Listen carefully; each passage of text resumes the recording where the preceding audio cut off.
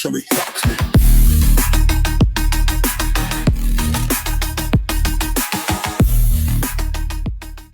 everyone, Brybone here, back with another episode of the Weekly Purple Team.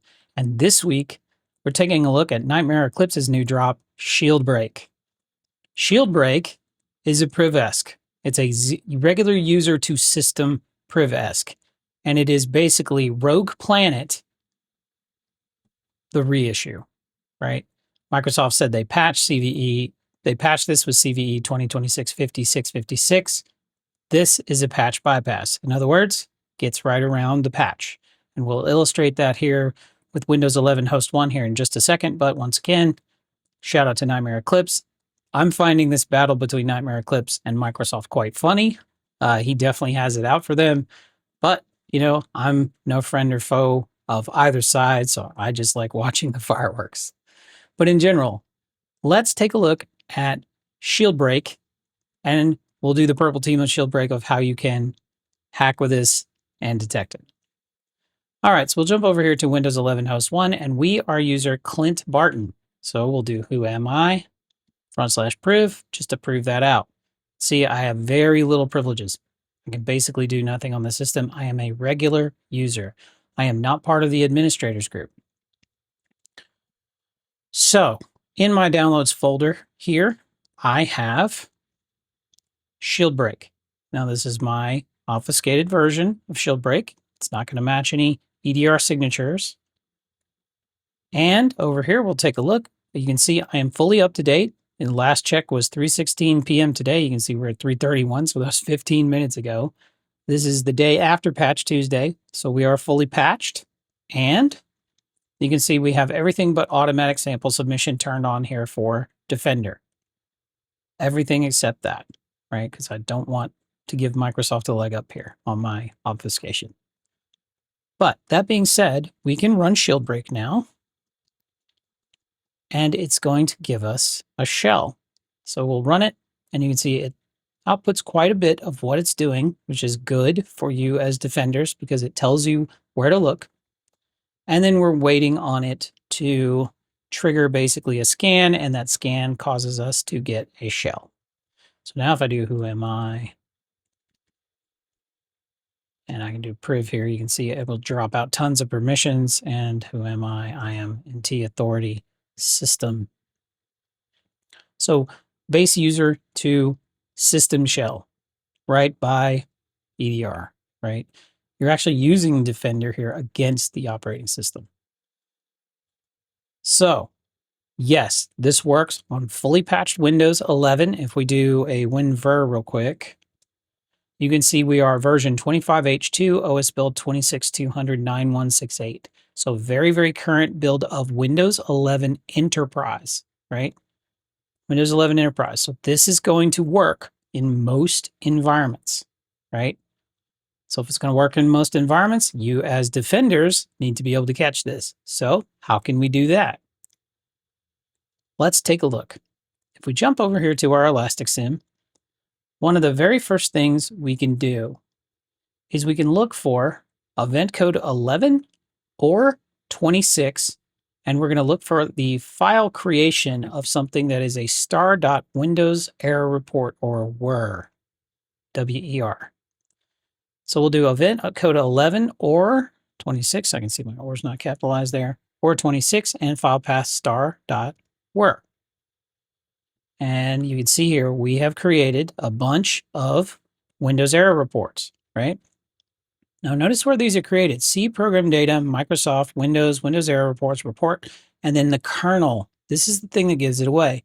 Look at this file name, kernel, C000ABCCDE, right? That's not normal. And you can see I've done this several times now throughout the day. This is the last 90 days. So this is uncommon value. But in general, something creating an error report in C program data, Microsoft Windows, WER, not that common, right? So this is a good first pass. Now this implies that you have sysmon. 11 is the file creation. 26 is the file deletion.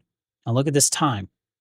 15:32:28, 6:46, 215.32.29.032. So that is roughly less than a second. So creates, deletes, right? That's behavior number one. Behavior number two, we're going to look for event code 15 and stream. So this is the creation of a file with a alternate data stream. If we look over here on Windows Host 11, you can see it's doing stream. Whenever you see that, that is an alternate data stream. So in this case, we are copying NTDLL into ShieldBreak Berlin : stream, right? And then it basically deletes it. But in general, if we look for anything with a alternate data stream, we can now see some of the pieces of this. First, down here, we see Berlin stream, right? That is an odd name, Berlin : stream. And if you look at the file names, you can see these are eventually copied into phone info dll.stream, but let me get this one, Berlin stream right here. And the executable, that's the process executable ShieldBreak. That's a giveaway. File name is Berlin stream. And then you can see the location that it's created. It's created in C:/ShieldBreak _. So there's a good idea of it creating an alternate data stream file. But finally, where it lands is phoneinfo.dll/stream. And that's copied into C Windows System 32.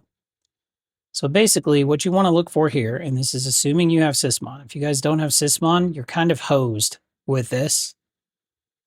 You're going to look for event code 29 and the file directory containing system32 and the file name containing stream. Now I'm going to push my sim back here 90 days just to show you this is uncommon. I've done this 4 times here in my lab. You can see it created phoneinfo DLL stream. So how often do you think you're creating alternate data streams and files in system32? Practically never. So this is a pretty good detection for ShieldBreak, right? So that being said, if you look back through here, we can go right here. You can see phoneinfo DLL stream, event code 29.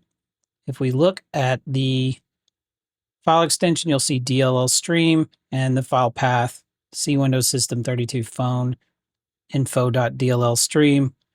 Just a little fun note here. If you run it again after you've created it, it tells you maybe you need to delete phoneinfo.dll. So I found that kind of funny when I ran it the second time. I'm like, oh, that's funny. But in general, you know that phoneinfo.dll is what's used here. Now, once again, just like any NightMare Eclipse vulnerability, bad guys are going to be finding this and using it pretty fast. So that's why I wanted to put out this episode to show you guys how to detect this quickly. This is a pretty easy detection if you have the right telemetry. It's not often that you see stream files in Windows System 32. So that is the purple team of ShieldBreak. All right. Once again, thank you for watching. Please like and subscribe and hack the planet to defend better. From the pill, Jimmy,